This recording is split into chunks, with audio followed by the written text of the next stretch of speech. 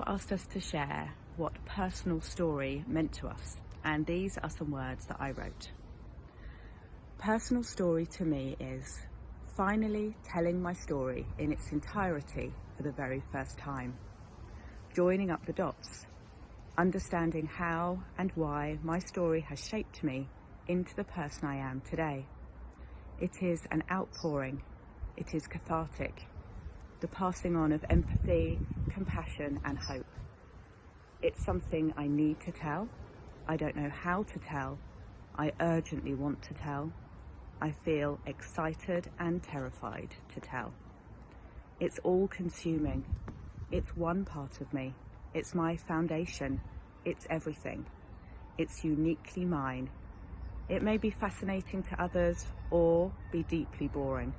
It's private, it's personal, but I want to share it.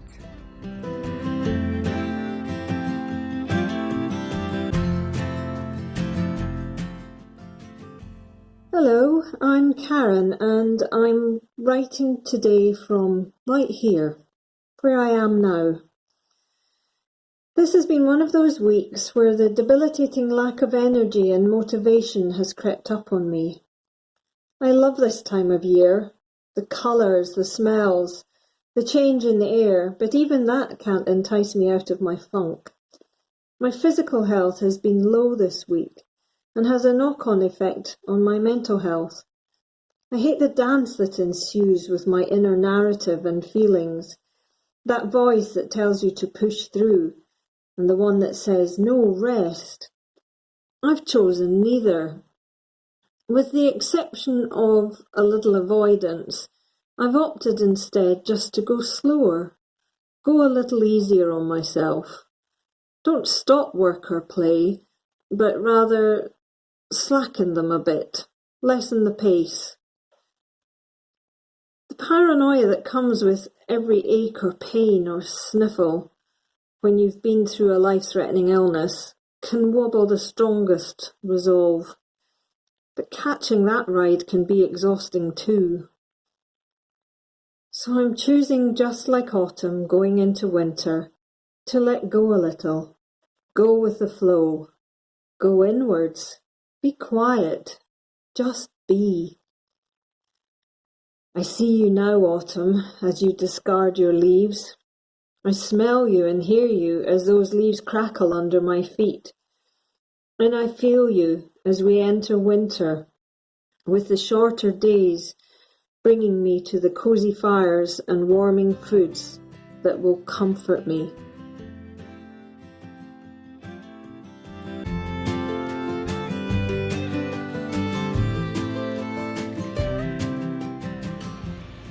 My story.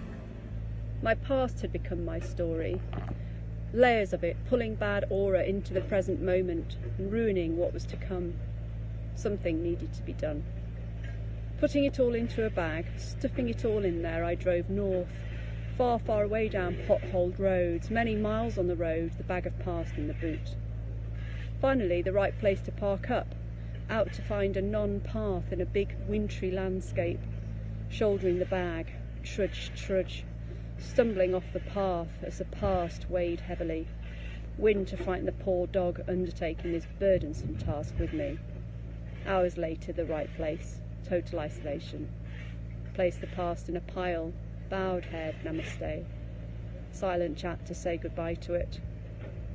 Afterwards, I sat to eat Brazil nuts with Georgia in a sheep hole. Georgia, my animal soulmate, knew. Her face was different. I positioned a sentry there to guard my past, to stop my poking at it. Me, a girl of 8, because that's when I was truly happy. And later I realised she wouldn't be enough. She could warn me off for sure, but no, I'd need a lioness to occasionally scratch my hand to stop my delving.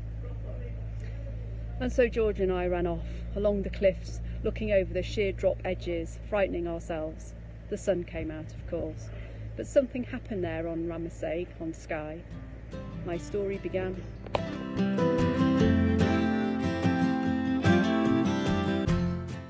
Personal story for me is an opportunity for me to share my story to empower the people who may be going through similar situations that I've experienced in the past. Although we do all have our own experiences, our own thoughts, feelings and emotions. When I write, I choose to write from my heart, so that someone may read my writing and think, that's exactly what I want to say.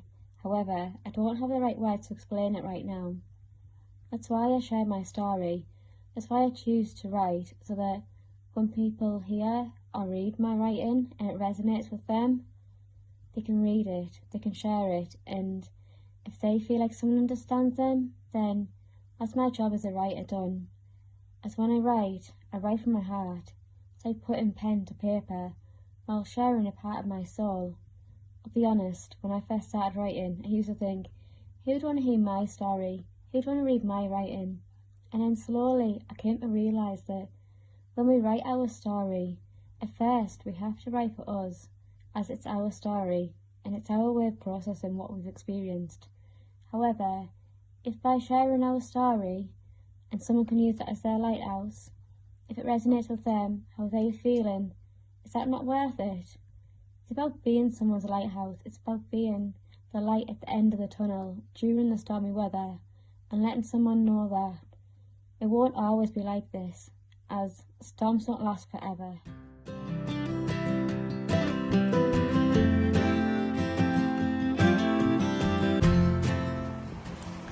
So this is my video for the 3 prompts. I am outside and there's a bit of a sunset behind me. Apologies for the state of my garden, I'm having it done at the moment. So 3 prompts over the past few days.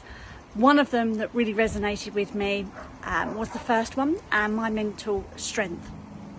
I completed a marathon a couple of weeks ago. I trained for it physically, but alas, I had a bit of a knee injury at about 16 miles. So I had to dig deep and find my mental strength to get me through those last 10 miles.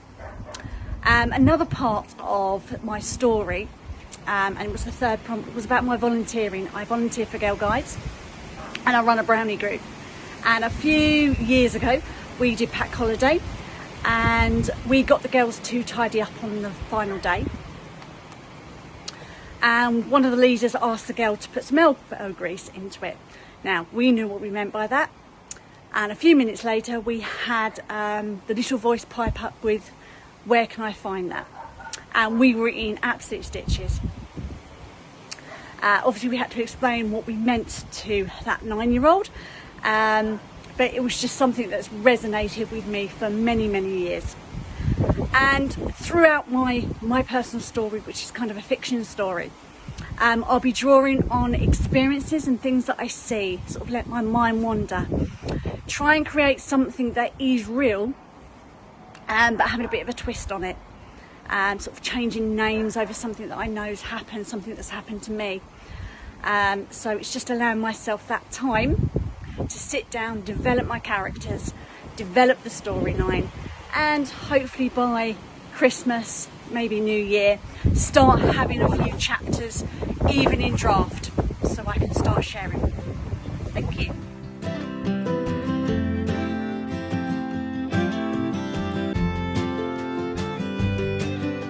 Hi, I'm Jo, founder of Writing Inside Out and host of the Exploring Personal Story Challenge. I hope you've enjoyed watching and listening to these amazing ladies share their stories or reflections on their stories. If you'd like to be involved in exploring and for motivation and inspiration of your story, then you are really welcome to join us in the Writing Inside Out events Facebook group. Or for a deeper level of support, do check out my website www.writinginsideout.co.uk. Thank you so much to everyone that's been involved in the challenge, and thank you for watching. Until next time, bye!